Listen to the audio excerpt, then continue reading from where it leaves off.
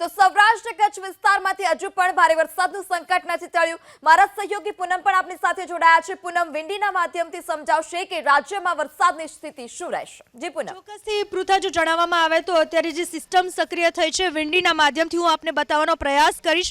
અહીંયા જે આ દેખાઈ રહ્યું છે સાયક્લોનિક સ્ટોર્મની સિસ્ટમ અહીંયા સક્રિય છે દરિયાકાંઠાના વિસ્તારોમાં, અને ખાસ કરીને જે સૌરાષ્ટ્રનો કાંઠા વિસ્તાર છે, દ્વારકા, સલાયા, જામનગર, આ તમામ વિસ્તારોમાં અત્યારે અસર જોવા મળી રહી છે હાલના સમય પ્રમાણે। અને આ સાથે જ જે રીતે હવામાન વિભાગની પણ આગાહી છે, આ સાયક્લોનિક સ્ટોર્મ છે એ ધીમે ધીમે ગતિ પકડીને આ તરફ કચ્છથી થઈ અને પાકિસ્તાન પાછું ફંટાવાની શક્યતા હાલમાં સેવવામાં આવી રહી છે। અને એના પરિણામે સાંજે 7 વાગ્યાનો સમય આપણે ખાસ બતાવવા માંગીશ કે સાંજે 7 વાગ્યાના સમયે આજના દિવસે સૌરાષ્ટ્રમાંથી આ સંકટ ઓછું થઈ જશે। ખાસ કરીને સલાયા, દ્વારકા અને જામનગર બાજુ વરસાદનું જોર યથાવત રહેશે, મોરબીમાં પણ તેની અસર જોવા મળશે, પરંતુ સૌથી વધારે અસર ત્યારબાદ કચ્છમાં જોવા મળશે। કચ્છ જિલ્લામાં નલિયા છે, લખપત છે, આ તમામ ભાગોમાં સાયક્લોનિક સ્ટોર્મની અસર જોવા મળશે અને ભારે પવન ફૂંકાવાની શક્યતા હવામાન વિભાગે વ્યક્ત કરી છે। આ સાથે જ આ સ્ટોર્મની અસર 30 તારીખ સુધી એટલે કે આવતીકાલ સુધી જોવા મળશે। 30 તારીખે આ આખું જે સ્ટોર્મ છે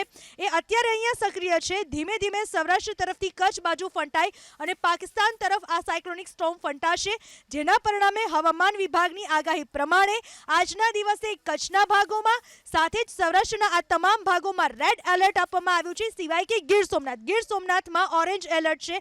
બાકીના તમામ ભાગોમાં આજે રેડ એલર્ટ છે એ એટલા માટે કે આ સાયક્લોનિક સ્ટોર્મની અસરના ભાગરૂપે ભારેથી અતિભારે વરસાદની આગાહી કરવામાં આવી છે। જે આગાહી મુજબ જ કચ્છમાં અત્યારે પણ ધોધમાર વરસાદ વહેલી સવારથી યથાવત છે।